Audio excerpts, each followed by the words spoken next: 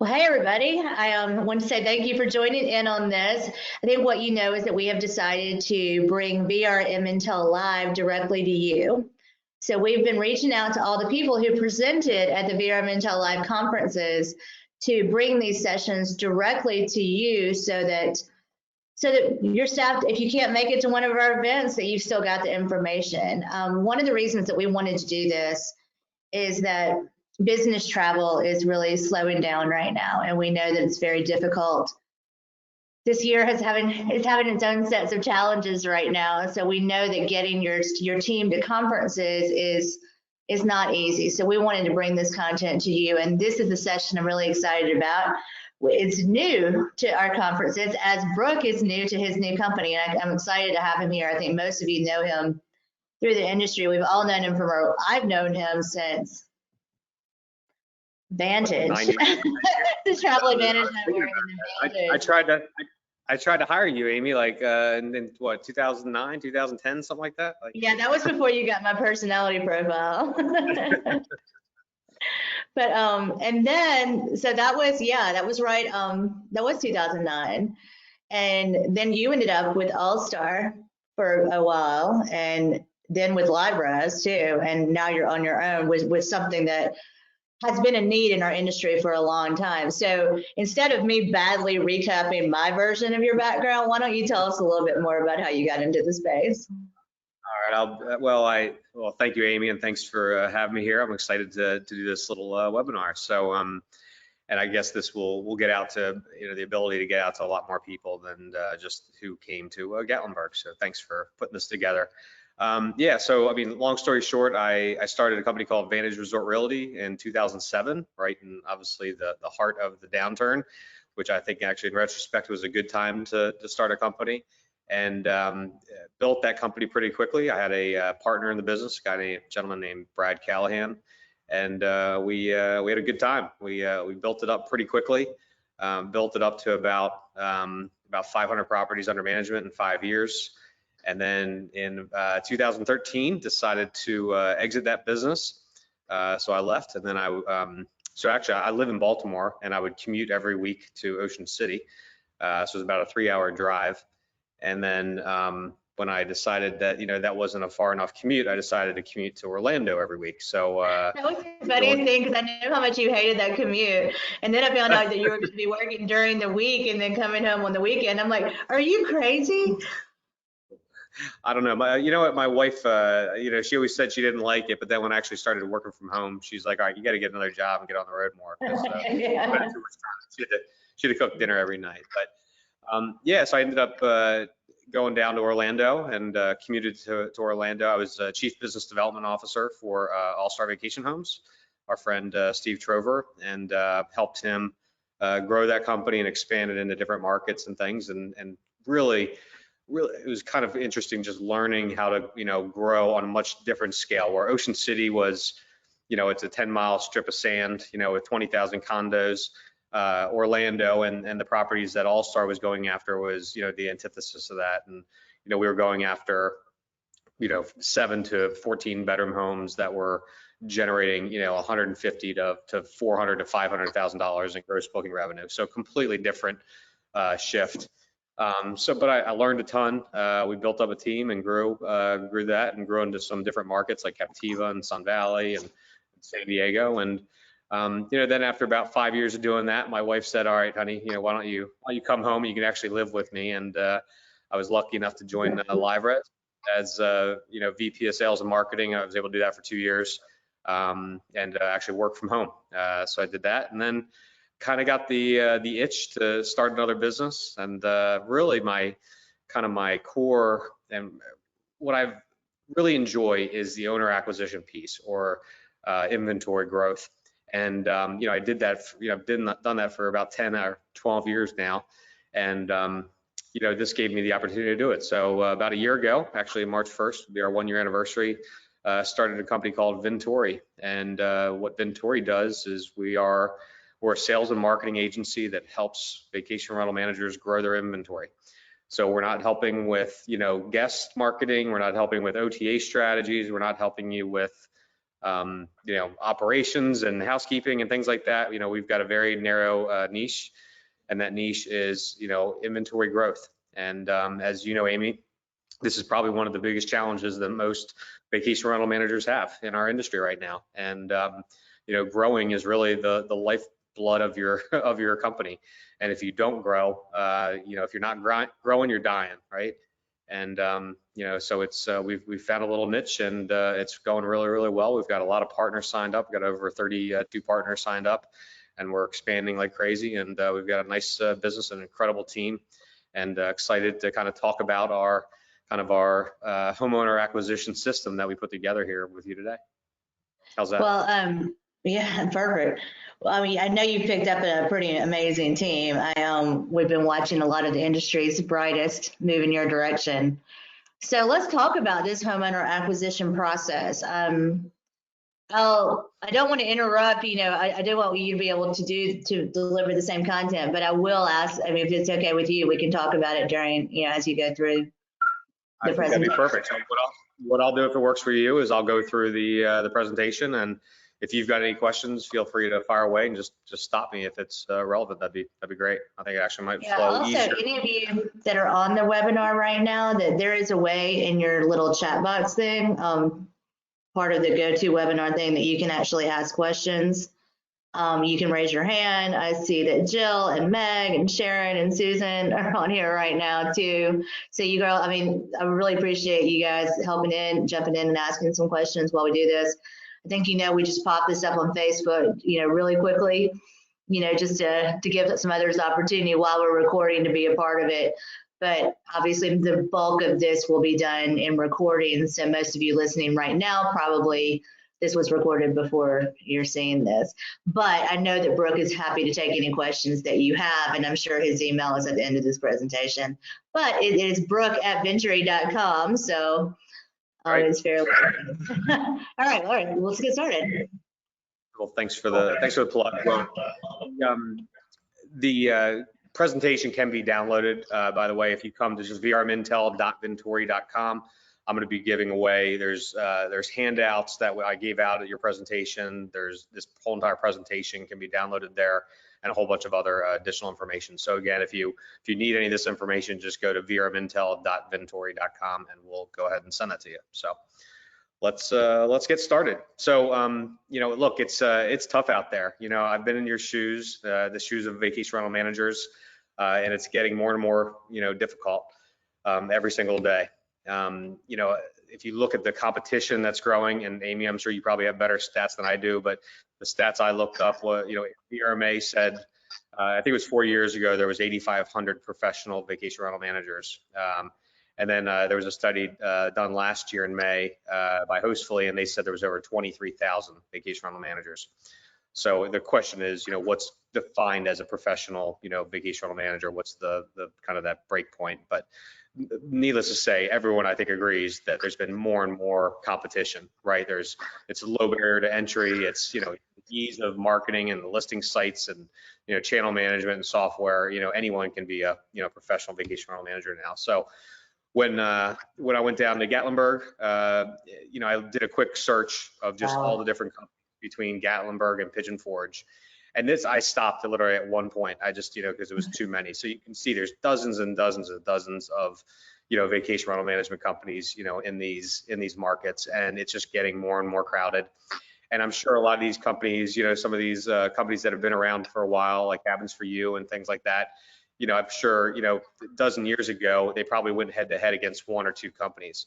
And now they're, when they're trying to, get new properties, get new owners. And now I'm sure they're probably, going to head against a dozen, different companies. There's just more and more competition. So, but to compound matters, obviously now you have this influx of these large, venture-backed multi-destination vacation rental managers. And these companies, as you know, Amy, are flushed with cash, right? So, Turnkey, I think at last calculation, was raised almost $120 million. Evolve has almost raised $100 million. Picasa, the big one here, obviously over $500 million in capital. So these companies are flush with cash, and they have to grow, right? I mean, that's the name of their game, is growth, growth, growth, and they will do anything in your power. So You know, I was just down in Gatlinburg, you know, with CJ Stam, and he said that, you know, his homeowners are getting hit weekly by Evolve's, you know, marketing, weekly, not monthly, weekly, from them. So, you know, it's just, it's having this compounding effect. This is actually a little bit outdated. I actually just, I got this information from somebody who used to work at Vacasa, and then I just talked to a current fucking Vacasa employee. This is the business development department org chart. There's 106 people just in their business development department. And then they've got another 40 dedicated for marketing for the business development. But I just, like last week, spoke to somebody and he said, Brooke, the numbers are actually probably double this. So it gives you an idea of the size of like just, you know, one company and what are they doing, and they have to grow, right? I mean, these companies, again, have dialed in systems for homeowner acquisition. For them to go public and hit their numbers, they've got to show this exponential growth, you know, at any cost. And they're flush with cash to do whatever it takes to grow. Yeah, So, I was in this role at Turnkey. I don't know if you know that. When I was at Turnkey, I headed up their marketing department and their lead generation teams. And the kind of stuff that we would do for lead generation, we never did when I was at Kaiser Realty. Oh, yeah. Connie was with me, she's here with me right now. We didn't do what these guys are doing. It's shocking to me. I mean, it's a full-on sales arm with lead generation, cold calling, automated emails, CRM.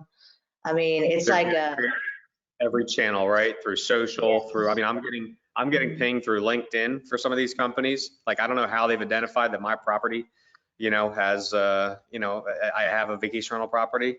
But it's, yeah, these guys are sophisticated. It's next level. And, but it makes you want to do something like this, right? You know, just, you know, or give up, right. You know, or quit, right?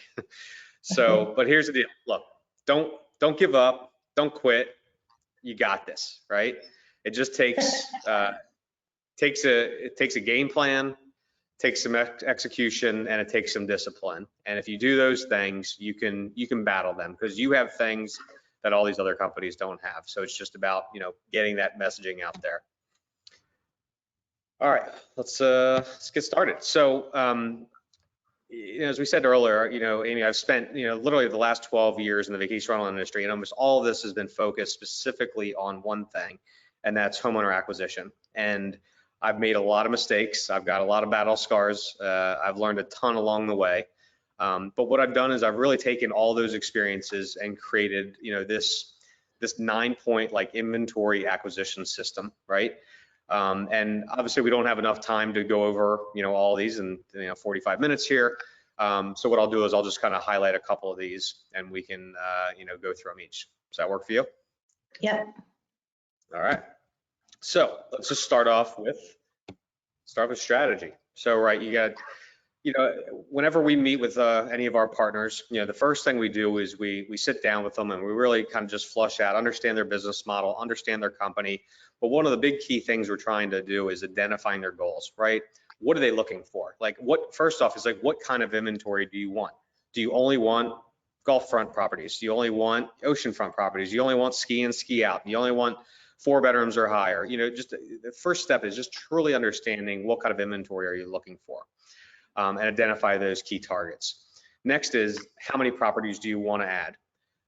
You know, you know, you may say, all right, 20 properties this year, 30 properties, or I mean, is it realistic if you say, all right, I'm at 100 properties, I want to get to 500 in the next 6 months? You know, what is that going to do to disrupt the rest of the system, right? Do you have the ability to scale that quickly? You know, without kind of just having all the wheels, you know, fall off the bus. So that, you know, that second step is identifying, you know, how many properties do you need? So here's an example. If we were to sit down with one of our partners, we'd go through an example like this. So let's say they have 100 properties currently. The target goal is 140. You got to obviously account for your churn or your attrition, how many properties you lose. And look, I'm seeing more and more companies now are losing inventory. They're losing it for different reasons, though. I've heard a lot of people recently are losing them because people are retiring to the home, or they're selling it. The market's doing so well that they're deciding to flip that, you know, flip that house, sell that house. In Hawaii, we have a couple partners out there, and the properties are now, you know, above water, right? They were underwater for so long that they couldn't sell. and they were forced to rent it out, and now they're actually, you know, above water in the ability to sell it. So they are, and some of these new owners aren't renting it out, so they're losing inventory just naturally there. So just, you're always going to have natural attrition. So in this example, what we did is we identified that this partner is looking for 50 properties. Like, that's what they're going to get. Next step would be is like break out that goal by your major marketing sources. So for here, we're going to talk about direct mail, referrals, and inbound strategies. So, look at your historical data to understand what your marketing source, to give you kind of that baseline. If you don't have historical data, you can just start out kind of with your gut. But first step, what we're going to do here is we're going to just kind of go through like a direct mail. So this is, by the way, you can actually download this calculator. I put this on our website, or on the vrmintel.vintory.com. So what this is just a super simple calculator. So you enter in the current number of properties you have, you enter in your goal, and then there's a couple other assumptions, and immediately it spits out how many letters do you need to mail, and what it'll cost you. So in this example, this partner was looking for 25 new deals, new properties from direct mail, and assuming, the conversion rate, assuming the response rate and things like that, we identified we need to send out about 5,500, pieces, throughout the year. And then you can spread those out either on a monthly basis, and we'll talk about that a little bit later, or you can do it on, like, you can flush it into kind of your hunting season, as we call it. But in this example, it gives us a CAC, or a cost to acquire a new customer, of $222. So that's what it's costing if assuming all these assumptions, it'll cost us about $222 to get a new property into the program. And I tell you what, Vacasa knows their CAC within a couple dollars. They also know their lifetime value and what that ratio is of lifetime value to CAC. And they are, if the number matches what they need it to be, they're dumping, truckloads of cash, into owner acquisition to meet that, just because they know they're getting that long-term residual income from these properties, and they have to show growth.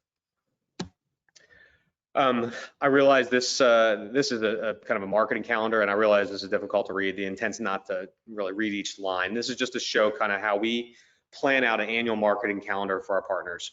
So the first column is going to be the campaign. The next column is like who's responsible, right? Who owns that task? And the green dots are just the cadence that they need to execute these tasks. So it doesn't need to be, if somebody's creating something like this, it doesn't need to be this detailed. The whole point of this slide is sometimes you need to just kind of take a step back, establish the playbook in advance, right?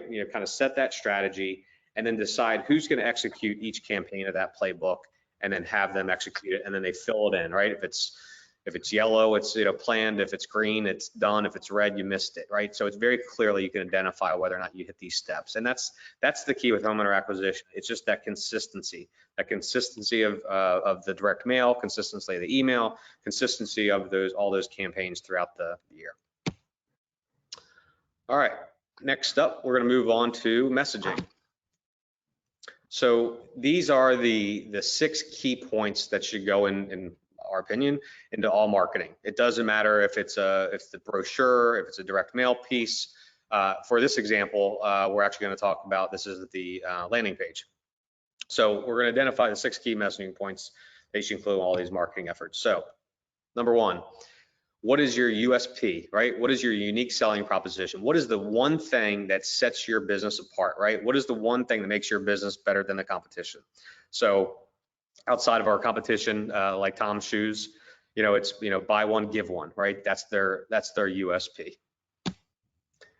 Next up is features and benefits. So these are specific key factors that make your company special, right? So features are factual statements, but benefits entice the customer to buy, and it answers, answers the question, what's in it for me?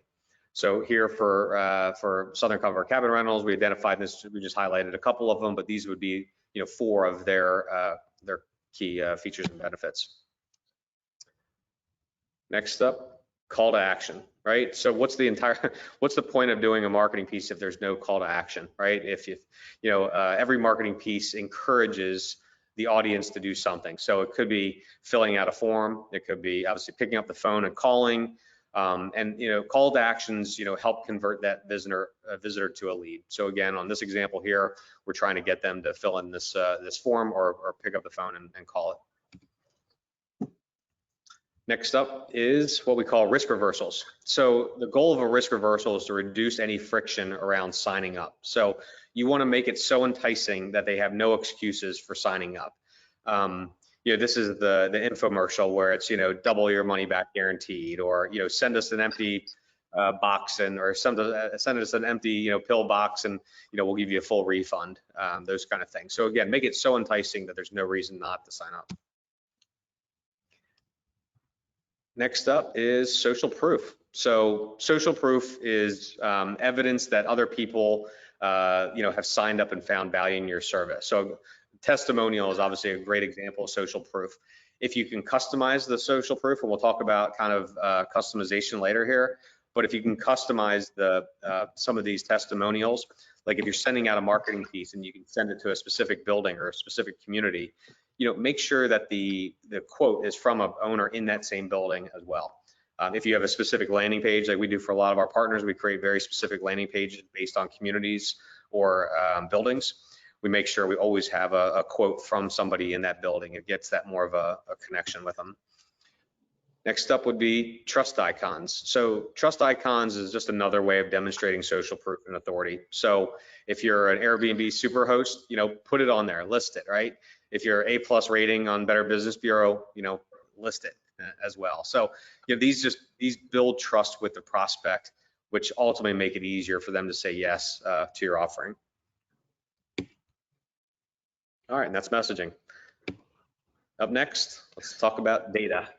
So, there's something to be said about starting with a good list. And one of the first things we do after we do our on-site consult and do our discovery process is we really want to start with a good data set, a good list, because everything begins there. And there's a couple different places you can get data. So there's the local MLS down here in Florida. You have Property Appraiser.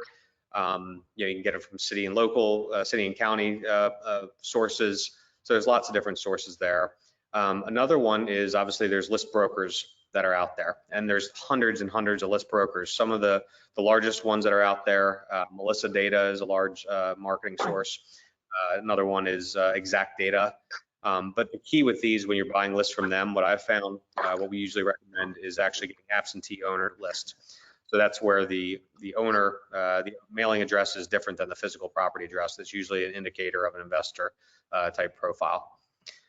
And then the last is vacation rental permit data. You can't always get this, but sometimes you can.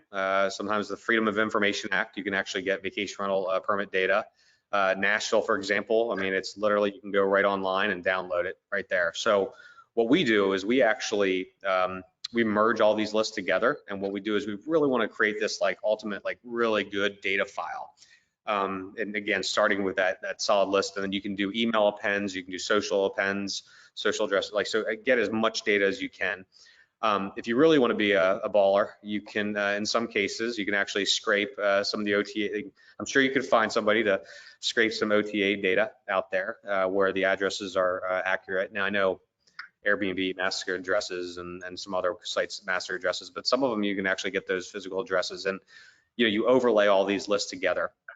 And again, so now you have this really tight database. And what we recommend is segmenting these lists. And the easiest, simplest way to segment, there's two ways of segmenting. We can segment by personas, and we're going to talk about that in a second. And then you can also segment by target. So what we try to do is A targets, B targets, and C targets. And typically what we recommend to our partners is you hit your A's on a monthly cadence, and it may only be 250 targets that you're hitting on your A's. And then you may have 500 on your B's, and you might hit them on more of a quarterly cadence. And then on your C cadence, C targets, you might want to hit them once or twice a year. That might be 1,000 or 2,000 targets. But the key again is segmenting them, and then by the A's, B's, and C's.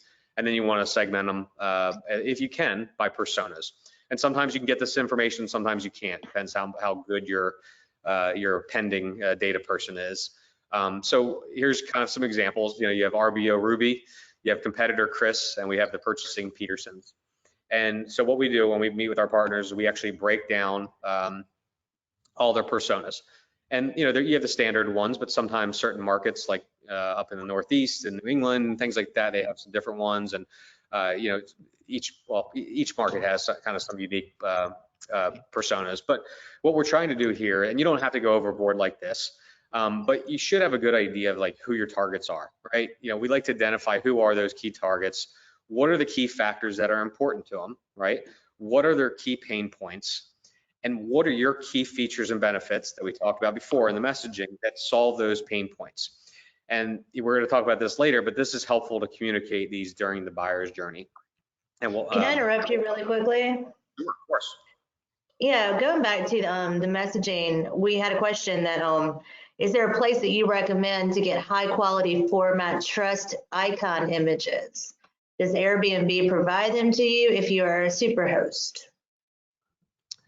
That's a great question. I don't know. Our graphic designer grabs those. I don't think he's doing anything special to get those. I don't think we're getting them straight from Airbnb. I think he's literally just. I understand on the media side, it's like, for instance, we've been looking at adding ours, like, so we've had mentions in Forbes, Inc., Business Insider, like Skipped, and we can get those and, you know, create those and put those there with links to the articles that mentioned us. If you, I mean, Airbnb and Vrbo both have an agreement. They have logos that they will give you to share on your page. VRM has that as well, if you're a member. I'm trying to think the others. Booking.com. I don't think anyone's had to use permission to get theirs. But there is like a way that you can link to all your listings on a site. And I've seen that happen. But yeah, but a lot of people are just taking them off Google image search. Do you think that's kind of what people are doing?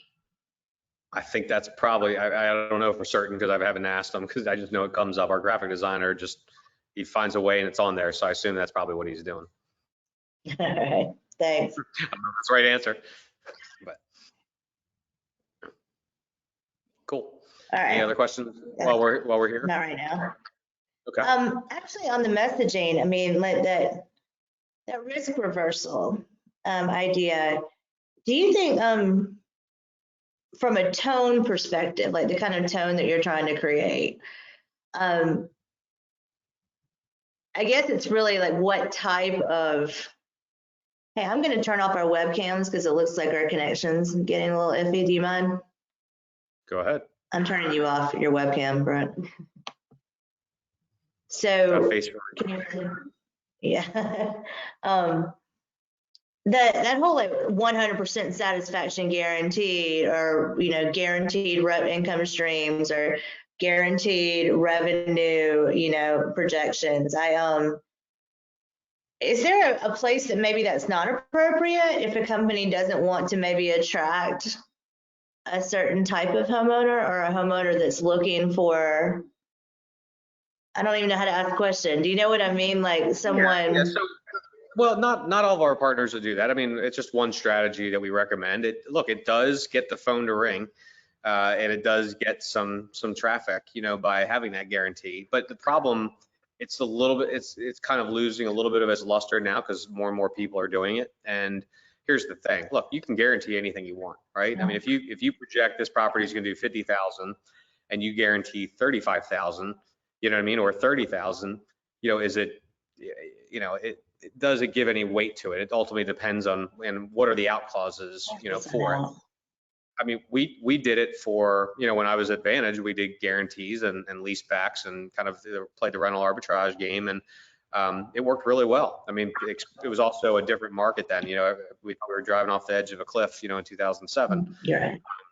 So people were willing to do it, and that was one of the reasons why we were able to grow so quickly, is we actually did leverage that. But you don't have to do it. And I would say about, I've done an official, you know, survey, but I'd say maybe only like 30 to 40% of our partners actually do the guarantees. The rest don't. There's other strategies, but the risk reversals are more, you know, it's like, all right, again, how do you reduce friction in that buying process? How do you, you know, maybe no startup fees, and you know, or you know, just what can you do to make that sign up as easy as possible, right?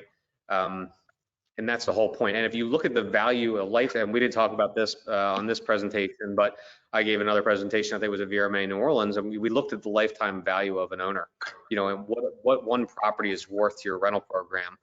And if you start looking at it as a lifetime value, you know, people maybe you eat the marketing fee, or you eat the the resort, Point Central locks or something like that, just to make sure you're getting people signed up, because again, you're making that money pretty quickly back from them. Other people I found in some other markets actually went the other way. They didn't want to have, they wanted to actually put some kind of a threshold there for people to sign up, because it was kind of a new market to rentals, where a lot of people, it was first timers. And what they found were, they go through all this to sign up, and then after a month of doing it, they would, back out. And obviously they go through a significant, investment to get them onboarded. And Brooke, let me ask you something. If you're on your pane where it says audio, there's the opportunity to call in instead of using the computer audio. We're having a connection issue. Okay. Do you mind doing that really quickly? Not at all.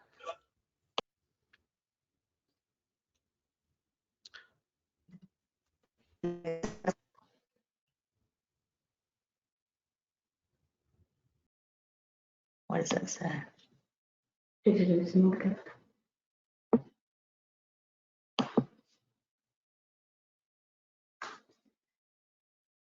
All right, I'm going to assume the rest of you can hear me. I think what we've got is we've got a lot of bad weather in the southeast right now, and Brooke is in the Panhandle, and I'm on the Alabama Gulf Coast, so we're having a tough time.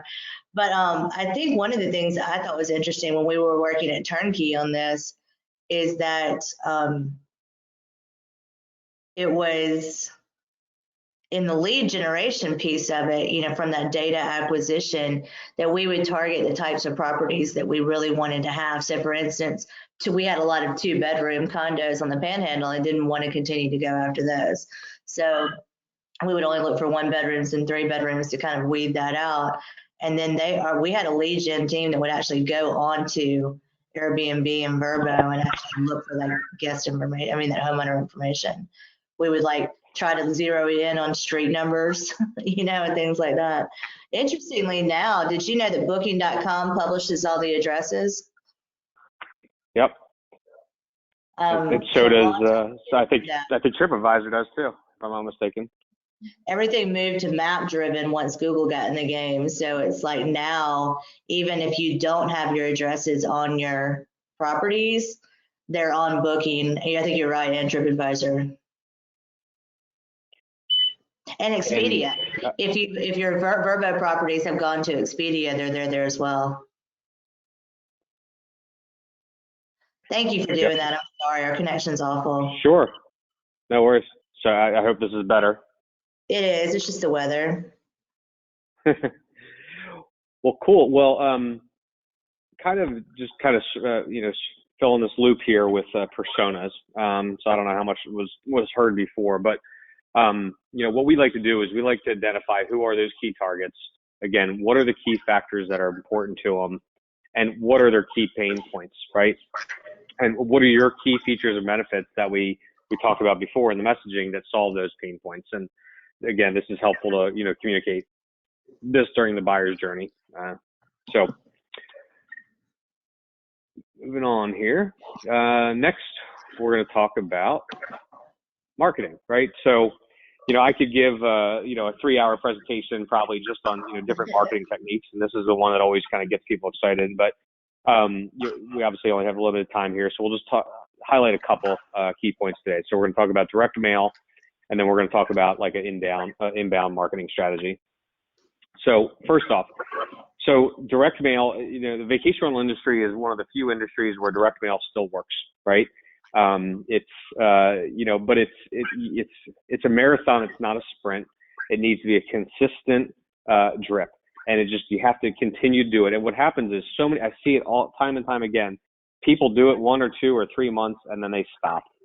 And then it needs that consistency of the direct mail. But what we recommend is you implement these strategies that we talked about before for the messaging, right? And we recommend you look for a print house that can do digital dynamic variable printing. So what that means is you can actually customize the messaging on each letter. So for like this example right here, you see, what we actually did is we created a very specific piece for a building. So this is this one building. It has that picture of their condo units. obviously is mail merging in their name. And then you can see here's another building that we're targeting, another community that we're targeting, and it's obviously changing their name. Here down in 30A, you can see we can kind of change it based on the community. We can change their name. But again, the more customization you can do to the letter, it gets a lift in response rates. And if you remember in the earlier, that direct mail calculator, over time, little tiny improvements in response rates makes a big difference. If you really want to be a baller here, what you can actually do is remember we talked about before by the personas. So if you've actually segmented the list properly, you can actually customize the features and benefits based on the pain points of the persona. So here would be, let's say, features and benefits for this persona, RBO Ruby. And then if we change it to competitor Carla, we can kind of change the key features and benefits based on that. But again, the only way you can do that is with digital dynamic printing. And it sounds hard, but it's actually not that difficult. It's just a little bit of upfront setup work. So we've had, sometimes, postcards are great and the customization, but sometimes simple letters, are better than anything else. So here's an example. We actually have a dozen of these little handwriting robots that write handwritten letters. And these stupid little handwritten letters, I've been using these for years. They get such a good response. I mean, I'm talking sometimes 500% response, greater response than the average direct mail. And I heard from Vacasa, their best responding letter is just it's kind of the story, right? The Eric Brion's story of how he started with one vacation rental. And that got a really good response. I was talking to another vacation rental manager, and they do a kind of CEO letter, and that gets a great response. So sometimes you spend all this money, you get a really professional, beautiful looking postcard, and it ends up not being the best responding. And sometimes it's some of these simple ones. And again, I could talk about 100 different ideas as far as marketing strategies regarding direct mail. All right, so let's move on to inbound marketing. So I'm going to contradict myself a little bit here. So we just talked about outbound marketing techniques like direct mail. And let me back up. So what we found is the metaphor here would be like you have an empty pool in the backyard and you got to fill it up with water. And how do you do it? Do you throw a hose in there? Yes. But, 2, 3, 4, 5 hoses, is going to make it go a lot faster. And there's no one strategy just to focus on. It's not just direct mail. It's not, PPC. It's not retargeting. It's a combination of multiple efforts. So the one that I kind of see over a long term that has the best ROI is inbound marketing.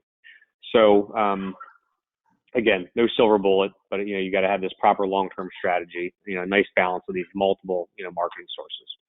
So there's a fundamental shift that's going on right now in marketing, right? This shift from outbound to inbound. And the power has shifted from the seller to the buyer. And, so you think, all right, what is inbound marketing, Brooke? It's, attracting customers with valuable content and experiences, custom tailored towards them, right? And you want to form connections by solving problems that they already have. The stages, through the buyer's journey, right? You have awareness, you have consideration, and you have decision. And it's all about delivering the right information, at the right time of the buyer journey. And you need to align with the way the buyers think, research. So why is this important? First off, this is the way people want to buy. People want to, they would prefer not people screaming at them and cold calling them and, everything else. They would prefer to have more of a research-based, strategy. And then also, secondly, it costs less. It's 61, I think it was HubSpot did a study of over 900 marketing professionals, and they found that inbound marketing costs 61% less per lead than traditional outbound marketing. So this, inbound strategy, for some companies, it may sound daunting. It's like, where do you start? So start small, think about your buyer, right? Think about those personas.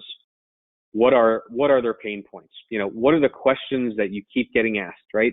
If for this example, right, if you keep getting asked questions about what information should be included in the home, create a checklist form of all the items that need, every vacation rental should be stocked with. Put that on your landing page. Put it on your owner acquisition page. And do retargeting. Put the Google and Facebook, retargeting pixels on there.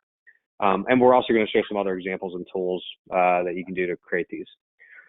So interactive content is a great way to build an inbound strategy. So obviously, Amy, we both know our good friend David Angotti with SmokyMountains.com. He created a really cool, I don't know if you've ever seen this or not, but it's a fall foliage prediction map. This thing is unbelievable. Cool. And it's just what it does to attract traffic is insane. It's a magnet. It is. And it's been featured on New York Times, USA Today. I mean, major publications. I mean, did this take a lot of time to put together? Absolutely. However, this map is absolutely, you said, it's a gold mine. Since its inception, it's had over 10 million visitors. This year alone, it had over 4 million unique visitors. Could you imagine? And it's evergreen. You know what I mean? Year after year after year, these companies keep coming back to it, right? And if you had to pay for that traffic, what would that cost, right? So this to me is kind of like one of the best examples in our industry of interactive content. So I'll kind of talk about a couple examples we've done with some of our partners. So our friend CJ with Southern Comfort Cabin Rentals, his business development rep kept on telling us that she was always getting inundated with questions about how certain properties that they were interested in buying were performing. And she looked at it as a nuisance. And I was like, because she's like, I create these performas, I send them over to them, and I never hear from them again, or I hear from them like a year later, kind of thing. So what we did is we created an interactive map. And what we do is every month we update, we get the top 20 properties that are on the market. And we actually attached a performa to each one. And we actually did this. This is through a really simple mapping app called Batch Geo. So anyone can get it. I think it's, $99 a month. And you can map anything you need, right? And then you can upload the performas in there. And what's cool with this too, Amy, is you can actually, if you use CRM like HubSpot has a free service, free forever, up to 1 million leads. You can actually get gated content. So you can actually set it up where if somebody wants, to download one of these performas, they have to enter their email address. So now you at least have captured that lead. So we're creating this funnel coming in here. And what we're finding a lot of times, it's realtors. So now what we do is we're using this as a marketing strategy to real estate agents. We're going to them and saying, hey, think about the typical real estate agent, be in their shoes, right? It's, 15 minutes before their listing showing. And they've got, the buyers said they want to buy a vacation rental. And now they've got to scramble like crazy to get numbers. And they're calling anybody they can that'll give those and provide those numbers. But if they know that they have this resource here that they can go to and just print off these proformas, what's going to happen? They're going to pass out these proformas to these buyers. They may not buy these houses, but they may buy another house. But at least they're going to then call you because you have a contact information on there and all their key features and benefits and risk reversals and everything else. You can actually, now we're using this as a marketing source. So again, this is another great example of interactive content that we can use to grow, their business. Another one, what we did is we created an interactive calculator. And so you could, potential owner can come on, log in. They could actually don't even log in. It's just right on their own acquisition page. Enter in parameters such as the nightly rate, the occupancy, their commission. I mean, you can make it as complicated or as simple as you want, and it'll actually spit out what the property will cost you per month or what it will make you, per month.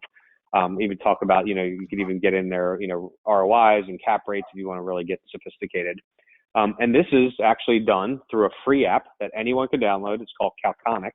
So if you just go to calconic.com, you can actually download these interactive calculators, and they'll just give you the code, and then you just copy and paste that widget code onto your website.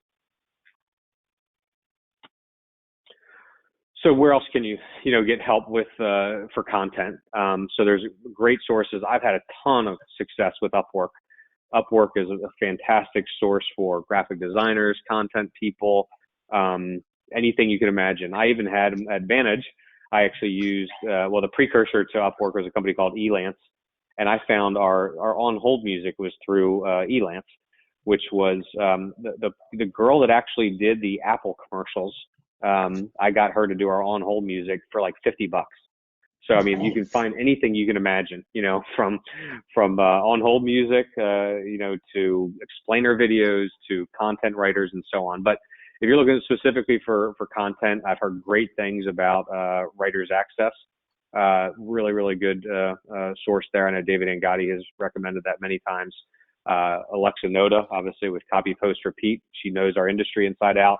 She does content writing. So there's tons of sources out there. It's just a matter of just getting out there and engaging with them. All right, next up, let's talk about sales tools. So we talked about some pro formas before. Again, we have an in-house graphic designer, but you could, push these out to anyone on Upwork to kind of build. But, anything you can do to kind of, create in advance to have really dialed in information to pass out. These have been multiple different versions here. These are more of like a side-by-side comparison where it actually shows expenses. So if you have a buyer, you put in there, this is actually just built in Excel. So we can change it out, and all the cells are dynamic, so it changes automatically. And then here's another version done in Excel. But again, anything you can do to help get in front of those buyers, or prospective owners to kind of show the kind of professionalism. If they see the way you're doing these things, they're going to assume that the rest of the organization is pretty dialed in. Here's a cool strategy we did with Southern Comfort. We actually once a year we actually send out. So we send it to the current owners, and we actually send it out to prospective owners. And it's just a market report. It's like, how is Blue Ridge performing? And this information was just taken from Key Data Dashboard. And what doing this does is it puts you out in the market as seen as an expert, right? You're an expert in the market. The market. You're a leader. And again, people are in different phases of the buyer journey, and they will hold on to this stuff. And they may not call you immediately, but I've heard story after story after story where people have walked in, into their office a year later with a marketing piece and say, "Hey, you sent me this. I've been holding on to it. It's been stuck to the side of my fridge. I've been just waiting for the right time, and I'm ready to do this." So what can you do to kind of get out in front of them?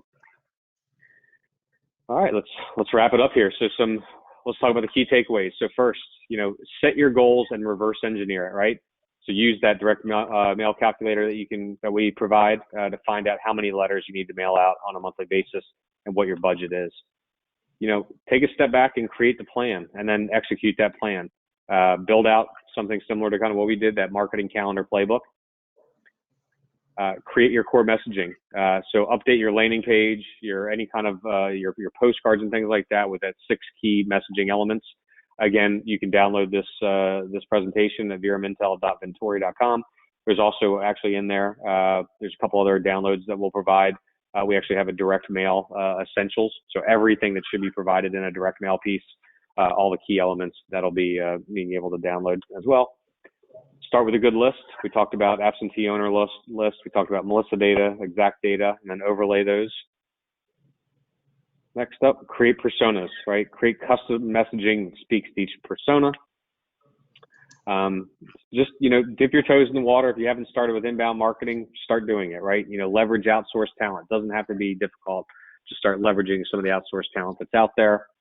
And then again, my favorite of content is interactive content. So try to, pull in some interactive content using some tools, and there's dozens out there, additional ones, but these are just the 2 that we've found are pretty useful, but Capconic and Batch Geo for mapping. And that is it. So Amy, what questions do you have, or what questions does the audience have? Yeah, first of all, on budgeting, what kind of money should people be spending on homeowner acquisition? Is there a number of what you pay for a referral, how much you should be spending on marketing, any kind of a budget formula? Yeah, so it depends, right? It depends on what is your lifetime value of that property, and that's where you start it. And to kind of take at a very high level, it's okay. What does that property do? In gross booking revenue, what I found, Amy, is the average, I mean, asking this question well over 100 times, the average company ends up usually netting about 8 to 10% of the gross booking revenue, right?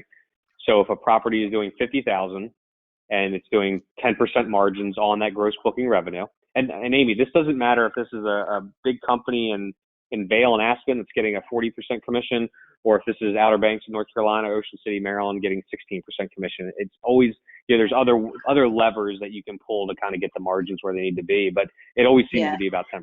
So that property doing 50,000 times 10%, you're looking at about 5,000, and then you figure out what's your lifetime value, what's your lifetime in years. So if you have a 10% churn, that means you just take 1 divided by the churn. So 1 divided by 10% equals 10. So 10 years. So that $5,000 up front, per first year times 10 years, the value of that property is $50,000, right? So now you look at that property a little bit differently than, what's the value worth to it? Like what can my CAC, my cost to acquire that new customer, be? And some may argue up to the first year, income. So if you're making 5,000 on it, you can spend up to $5,000 to acquire that customer.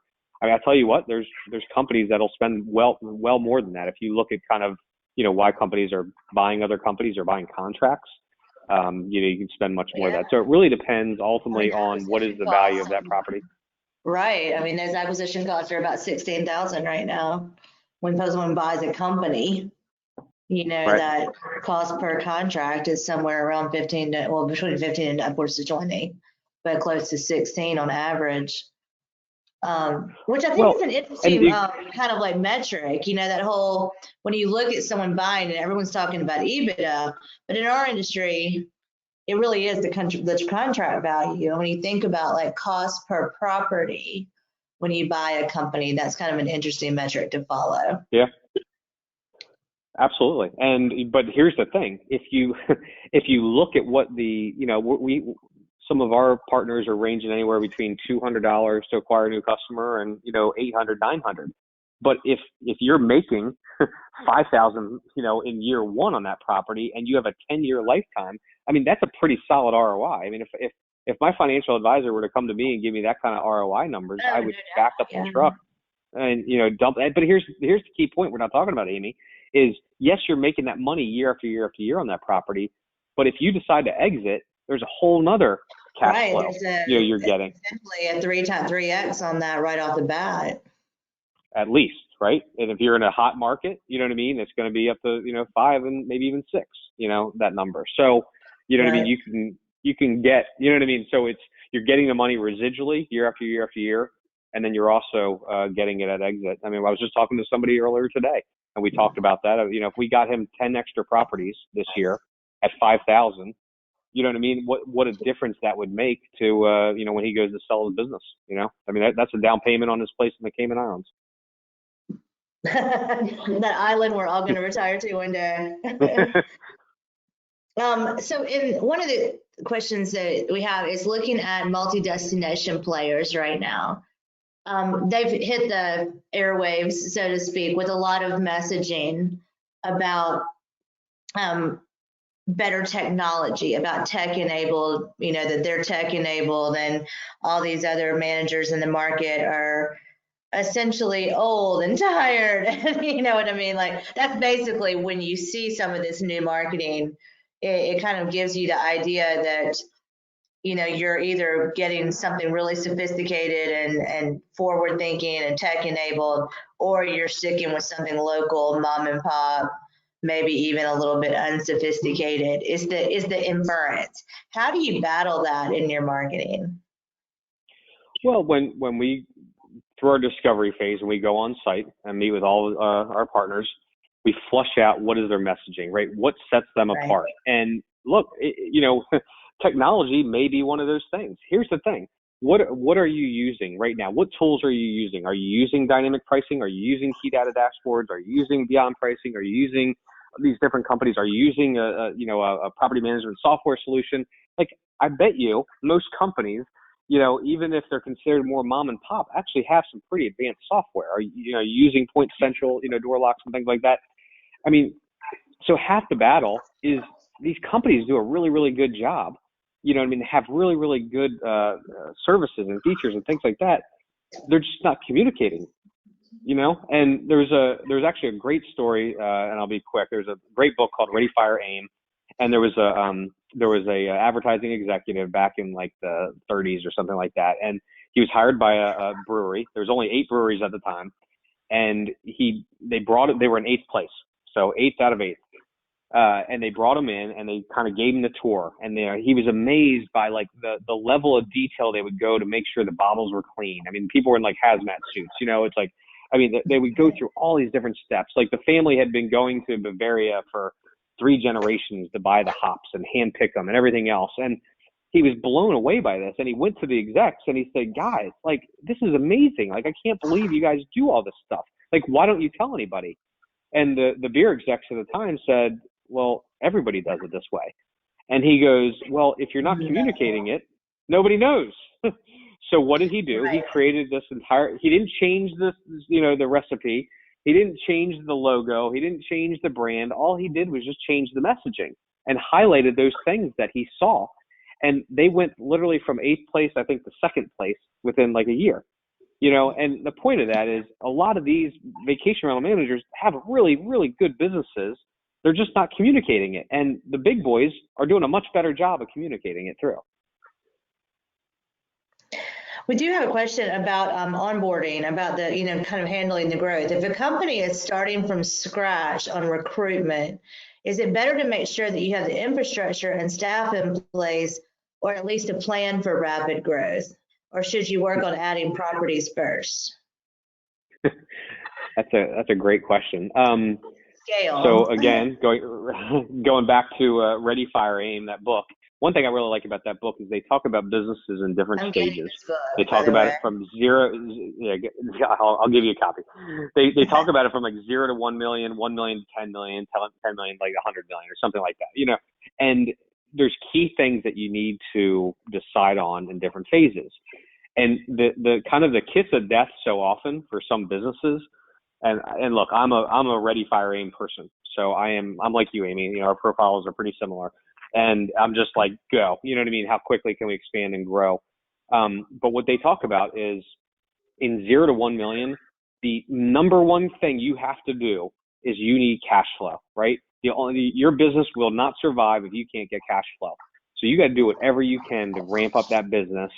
And don't worry about rearranging the deck chairs on the Titanic, right? You know what I mean? Like, get cash flow in as quickly as possible, and then you can worry about kind of the other stuff. Now, are you going to have some disruption, and is there going to be some issues and some, you know, people? You know, yes, but phase number 1, and I guarantee you there's profiles that are the opposite of us, Amy, that will, you know, probably screaming at us right now saying, no, no, no, no. But in my mind, it's all about getting that. You got to get that cash flow to survive, because if you don't have cash flow, the business is done. Unless you're funded, you know, you got a big, you know, $2 million sitting in your bank to fund it. It's all about getting that cash flow as quickly as possible. Going, you know, to add to that on the infrastructure, what infrastructure should be in place in terms of staff to get ready? For instance, I'll give you an example. When Ben Connie's also sitting here with me, and we were both at Turnkey for a while, and we've also looked at Vacasa pretty closely. You know, they have a queue of onboarding, like a backlog of properties to onboard. And that whole entire process of trying to get the time to onboard a property down was very intentional. In terms of onboarding a property correctly, like photography, descriptions, floor plans, all that kind of stuff, what should people be trying to build out if they're looking to increase their inventory by 50 to 100 units or something like that? Well, so say that again. So these companies were actually intentionally slowing down the process? Yeah, well, yeah. I mean, it takes time to onboard these properties correctly. So it's like if you were planning for a high growth mindset, you know, getting properties in the door, you want to be able to set these expectations correctly, you know, of how long it's going to take to get a property online. No, absolutely. Well, I mean, setting the proper expectations. I mean, that's always. That's always number one, and it's always the from the beginning of time, it was the conflict between sales and operations, right? The operations people are always screaming at the salespeople for not setting the right proper expectations. It's just a matter of fact the way it always will be. But setting the expectations is always helpful, because the last thing you want to do is go through all that effort and you bring them on and they churn, pretty quickly, because then you're just really losing money. But what we recommend for our partners is just making sure you have a dialed in system of onboarding, right? You just have certain people, very, very clearly defined. We recommend tools like Asana or any kind of other project management tool to just onboard it throughout the process, and just making sure that nothing is, skipping steps and going on. But look, sometimes it's challenging when you're a small business startup with 2, 3, 4 employees. Getting those on, but it's pretty critical to get that ramped up, quickly and correctly. Yeah, that makes sense. When you're looking at your messaging, going back to that again, do you look at the messaging type as more of a B2B, business to business marketing style, or business to consumer, or B2C marketing style? That's a great question. You know what? So when we go through, and we only showed like 4, USPs, but usually we'll end up flushing out. Like if you go to a landing page of any partner that we've done this for, we're sometimes doing 8 to 12, key USPs or features and benefits. And what I like to do and what we coach on is part of this is going through, and I don't know if this answers your question or not, but it's asking lots of questions in the discovery phase, right? So if I'm meeting with a prospective owner, finding out what are their pain points, if they could describe the perfect property management company, vacation rental management company, what does it look like? And asking them that, they're going to tell you how to pitch them and sell them. So then when we are going over our key features and benefits, we're only highlighting the ones that, are relevant to them. So if it's, if there are more numbers and, and factual, we're going to highlight, revenue management. We're going to highlight our marketing. If they're, more like, if to them it's more important about the house and the care, we're going to focus on those features and benefits. So we really kind of custom tailor, even though we have this whole list of them, we're kind of pointing more at it. So I don't know if I would say the more factual people, where we're giving pro formas, that would be more of a B2B type of a consumer. And you can usually tell who they are, right? It's the anal accountant or financial advisor that's really focused on the numbers. Or if it's the homeowner that's more, interested in just making sure their property is, maintained well, that would be more of a probably B2C, if you will. Is anal accountant one of your personas? I don't think it is, but it should be. It's kind of stuck out.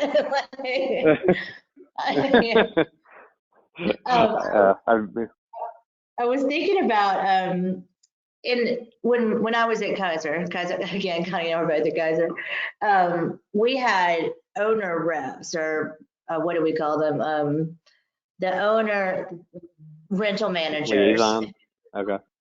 Yeah, who were the ones who were both, and when they did both sales and basically account management of these homes.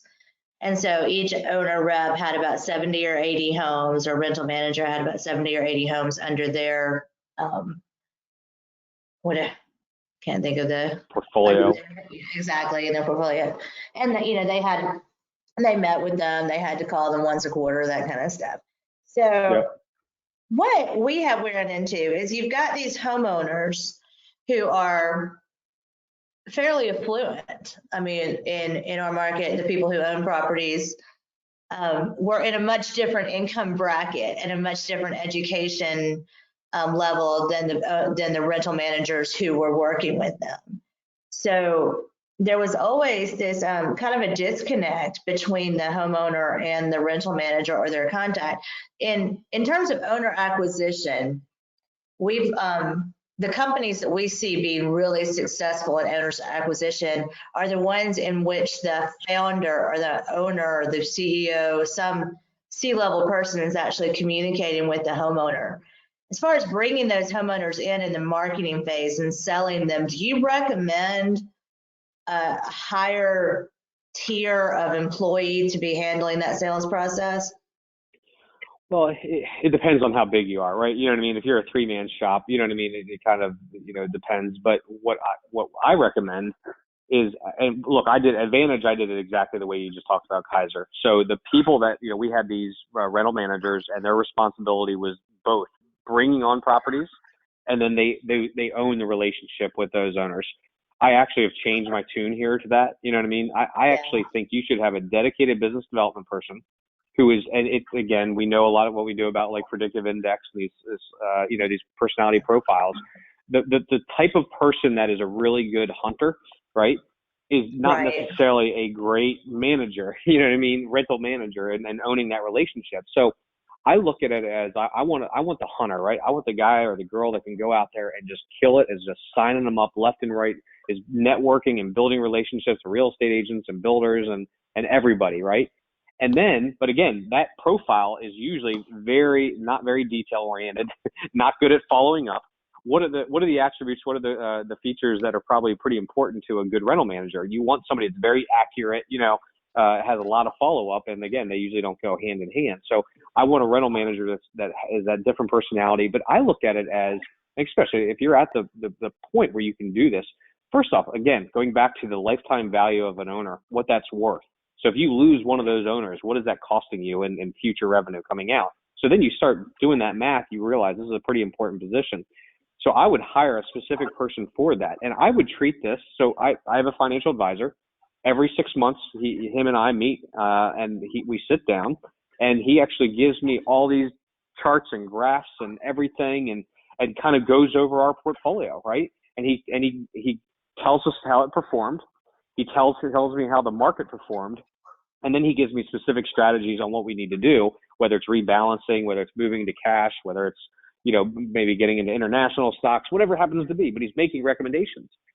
My challenge is we are asset managers. You know what I mean? Why are we not doing that? If you look at the revenue that's coming through some of these properties, like, my God, we should be treating this though we are a financial advisor, sitting there with a suit, across the table, and making these recommendations. And if you can make some simple recommendations like, hey, invest, $5,000 and get a hot tub, it's going to net you an extra 20, first year alone, like, we should be doing that. Like, this is part of our fiduciary responsibility to the owner to do that stuff. So I would argue, going back to your question, you definitely need a dedicated hunter who is out there, a business development person. You also need a dedicated person behind the scenes who is, doing that owner relation piece. And again, they're usually not the same personality profile.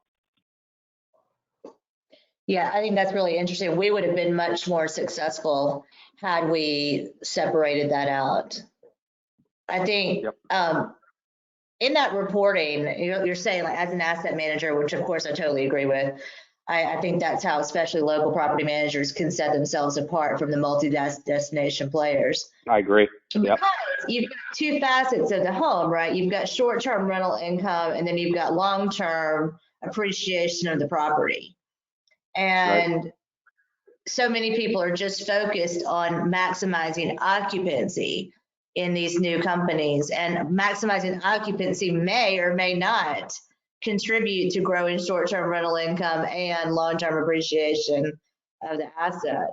So in that reporting, in that whole like post-sale, like keeping the client, homeowner retention, in your system, do you provide them with this is what your reporting should look like to the homeowner? Well, we give some recommendations on some reporting that you can do, right? So like, if you're going to do it on an annual basis, whether you're going to do it on a semi-annual basis, we give some suggestions on what that should do. I've sat in every presentation Jason Sprinkle has done, and what I like about what he talks about is, if you go in there and you just meet with your owner and they're down 10% and they fire you because they're down 10%. Well, but if the market was down 20%, you actually overachieved by 10%. But if you didn't communicate that to your owners, shame on you, right? You kind of deserve to lose that property. So there's tools out there where you can pull this information and present that. And again, I think I said this before, a save of a property is like a win, right? It's actually more important. You want to retain these owners. There's simple things like that you can do. I highly recommend it. But there's great tools like key data dashboards out there that can really kind of help, share that information with your owners. Well, Brooke, I really appreciate you doing this. I know we've kept you a lot longer than you anticipated being on here today, but I think it's a valuable discussion. That's great. No, I So how do appreciate people it. get This was fun. Thank you. Yeah, so best way would just be going to our website, which is just vintory.com, Vintory.com. And I didn't even give myself a shameless plug here on this last page, so shame on me for doing that. Or you could, again, just go to vrmintel.vintory.com, and obviously you can get a hold of us that way, and or Brooke, Brooke, at Vintory.com as well. And glad to help out anyone, even if it's pro bono. If anyone has any questions or anything like that, I'm always willing to help people grow.